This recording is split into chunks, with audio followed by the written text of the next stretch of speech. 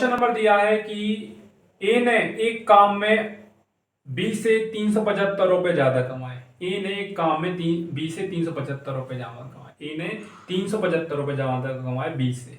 ए ने 8 महीने के लिए, बी ने 4 महीने के लिए एक पूंजी लगाई। 125 रुपए कुल लाभ में ए और बी को 75 रुपए ज्यादा मिले। ए की पूंजी ज्ञात करना है। 125 रुपए टोटल लाभ हुआ है ए और बी को, लेकिन ए को 75 रुपए ज्यादा मिले क्योंकि उसने ज्यादा समय के लिए ज्यादा रुपए लगाए थे, इसलिए। तो 75 रुपए ए के तो पहले रख लो कि भाई ज्यादा मिल रहा है मेरे लिए, ज्यादा दो ज्यादा मिलेंगे मेरे लिए, तो 75 रुपए तो ज्यादा रख ली, तो 50 रुपए बचे, 75 घटा दिए। तो ए और बी में बांटेंगे तो दोनों को बराबर मिलेंगे, 25 और 25। क्योंकि ए को 75 रुपए ज्यादा मिल रहे हैं तो 75 जोड़ देंगे, तो ए और बी की जो लाभ का प्रॉफिट आ जाएगा 100 और 25 आ जाएगा। तो हम क्या करेंगे, 100 और 25, 125 का रेशो हो जाएगा 4:1। और टाइम हमारे लिए 8 महीने के लिए लगा रहा है और ए बी लगा रहा है 4 महीने के लिए। तो इन्वेस्टमेंट क्या हो जाता है, इन्वेस्टमेंट होता है प्रॉफिट अपॉन टाइम। तो प्रॉफिट हो गया 4/8, प्रॉफिट हो गया 1 और टाइम हो गया 4, तो 1/4। तो इनका रेशो आ जाएगा 2:1। क्योंकि हमें क्वेश्चन में दिया है कि ए को बी से 375 रुपए ज्यादा मिल रहे हैं, तो एक की वैल्यू 2 और एक का अंतर हो गया 1, एक की वैल्यू 375 दी है। तो ए का हमें इन्वेस्टमेंट निकालना था, 2 का गुणा कर देंगे, 2 दिया, 2 गुणा 2 375, ए की वैल्यू आ जाएगी 750 रुपए।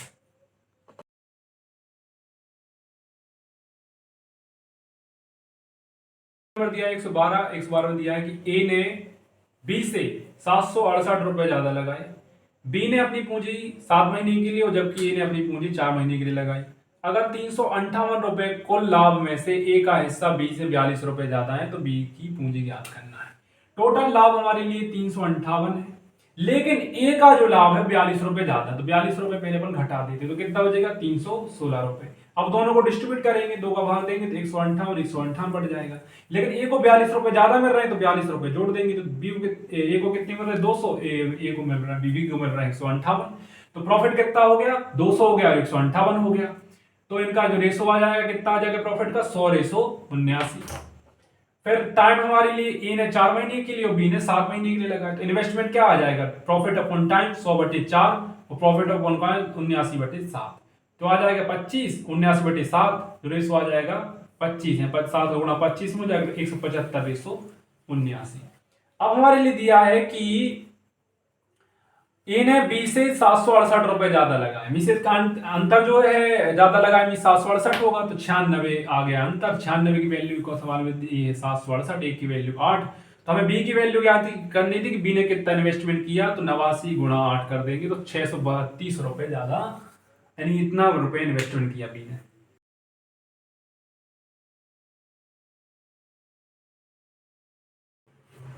क्वेश्चन नंबर दिया है 113। ए बी सी 3 साझेदार हैं। ए कुल लाभ का 5/8 भाग प्राप्त करता है, वह शेष लाभ बी और सी को बांट देता है। जब लाभ 4% से 9% हो जाता है तो ए की आय 450 रुपए बढ़ जाती है। तो बी और सी की पूंजी ज्ञात करनी है। इधर पे हम देखेंगे कि ए लाभ का 5/8 लेता है, 5 ए लेता है, तो 8 टोटल लाभ था, 8 लाभ में से 5 ए लेता है। तो लाभ का जो प्रॉफिट का रेशो कितना हो जाएगा, 5:3 हो जाएगा, क्योंकि 5 तो ए ले रहा है तो बचा कितना, 3। तो 3 कौन लेगा, बी प्लस सी लेगा। अब उसमें कह रहा है कि लाभ जो है 4% से 9% हो जाता है, मीन्स 5% लाभ बढ़ जाता है।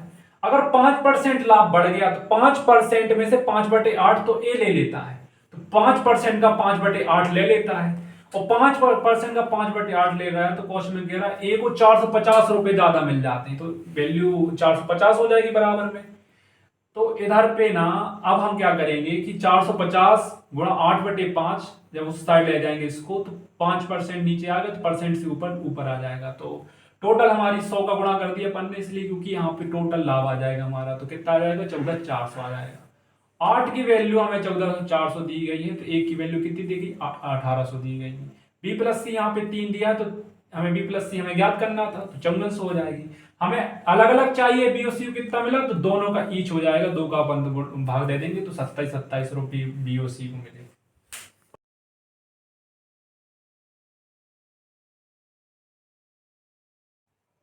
क्वेश्चन नंबर दिया है 14। ए बी सी 3 साझेदार हैं। ए को कुल लाभ का 2/7 भाग मिलता है और शेष लाभ बी प्लस सी को भी बांट देते हैं। जब लाभ 10% से 15% हो जाता है तो ए की आय 40 रुपए बढ़ जाती है। बी प्लस सी की पूंजी ज्ञात करनी है। ए को लाभ का 2/7 मिलता है, टोटल प्रॉफिट 7 है तो ए को मिलते हैं 2, तो बी प्लस सी को मिलेंगे, बचेगा 5 मिलेंगे। जब प्रॉफिट 10 से 15 हो जाता है तो 5% प्रॉफिट बढ़ जाता है, तो 5% का 2/7 तो कौन लेता है? ए लेता है। क्वेश्चन में दिया है कि इसको 240 रुपए मिल जाते हैं अगर प्रॉफिट 10% से 5% बढ़ जाता है। तो 5% का 2/7 240 है, 240 जब पक्षांतर करेंगे तो 7/2 आ जाएगा और 5 नीचे आ जाएगा और परसेंटेज का 100 ऊपर आ जाएगा। टोटल प्रॉफिट आ जाएगा 16,800। तो 16 हमें टोटल प्रॉफिट दिया था कितना? 7 की वैल्यू कितनी दी है?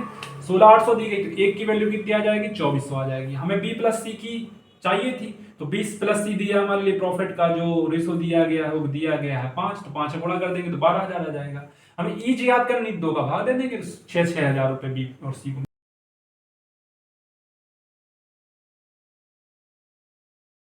क्वेश्चन नंबर दिया है 115। ये क्वेश्चन 98 क्वेश्चन जैसा ही है। तो इस क्वेश्चन में दिया है कि ए बी ने 32,000 रुपये और 56,000 रुपये की पूंजी के साथ कोई काम शुरू किया। तो इन्होंने इन्वेस्टमेंट कितना किया? ए ने 32,000 रुपये और बी ने 56,000 रुपये। तो इन्वेस्टमेंट का रेशो कितना आ जाएगा? 4:7। अब क्या कह रहा है, जो इन्वेस्टमेंट कर रहे हैं इसी को लाभ के रेशो में बांट रहे हैं, तो लाभ कितना हो जाएगा? 4:7, क्योंकि इन्वेस्टमेंट जितना कर रहे हैं उतना इनका लाभ हो रहा है, तो 4 और 7 11 लाभ हो जाएगा। चूंकि ये तीनों में बांट रहे हैं बराबर बराबर, एक एक क्वेश्चन में कैसे दिया गया कि बांटेंगे, परंतु सी ने व्यवसाय में शर्त पर हिस्सा किया कि लाभ को 1:1:1:1 के अनुपात बांटेंगे और इसके लिए सी ने उन दोनों को 2,20,000 रुपए देगा। ज्ञात करो कि ए और बी इस धन को किस अनुपात में बांटेंगे। तो 11 टोटल लाभ होगा, 11 को 3 में 1:1 में बांटना है। 1:1 अनुपात तभी बनेगा जब 11/3 11/3 11/3 करेंगे, सभी को इस अनुपात में बांट दिया। तो इन्वेस्टमेंट और ये हो गया कितना? ये हो गया अपना प्रॉफिट। हम क्या करेंगे, चूंकि इसका जो प्रॉफिट था 4 था, लेकिन अब इसको क्या करना पड़ रहा है, अपने प्रॉफिट को 11/3 में बांटना पड़ रहा है। इसको भी 11/3 में बांटना पड़ रहा है, इसको भी 11/3 में बांटना पड़ रहा है। इससे हो क्या रहा है, इसको 4 लाभ हो रहा था लेकिन अब 11/3 हो रहा है, तो उसको ए को कितना घाटा हो गया? 1/3 का, जो हमने पहले किया था क्वेश्चन ये 98 वाला, वहां से कर रहे हैं। तो अब 7 लाभ हुआ था लेकिन अब हो रहा 11/3 का, तो इसको कितना नुकसान हो गया? 10/3 का। और इनका रेशो जो आ गया नया 1:10 आ गया। जो इनका जो एक्चुअल में प्रॉफिट अब हुआ है सी के आने के बाद कितना है? 1:10 है। क्योंकि उसने 2,20,000 रुपए दिए थे और बी को जो लाभ आया था तीनों का, उसमें से कह रहे 2,20 तुम ले लो तुम दोनों। तो उन्होंने क्या किया कि ए और बी को 1:10 में बांट दिया। तो जब हम इसको बांटेंगे तो 11 आ जाएगा, 11 इक्वल टू 2,20,000। तो एक की वैल्यू कितनी आ जाएगी? 10,000। एक की वैल्यू आ जाएगी 20,000। एक की वैल्यू आ गई 20,000 और 10 की वैल्यू आ जाएगी 2 लाख। इस प्रकार हम यूबी को बांटते हैं।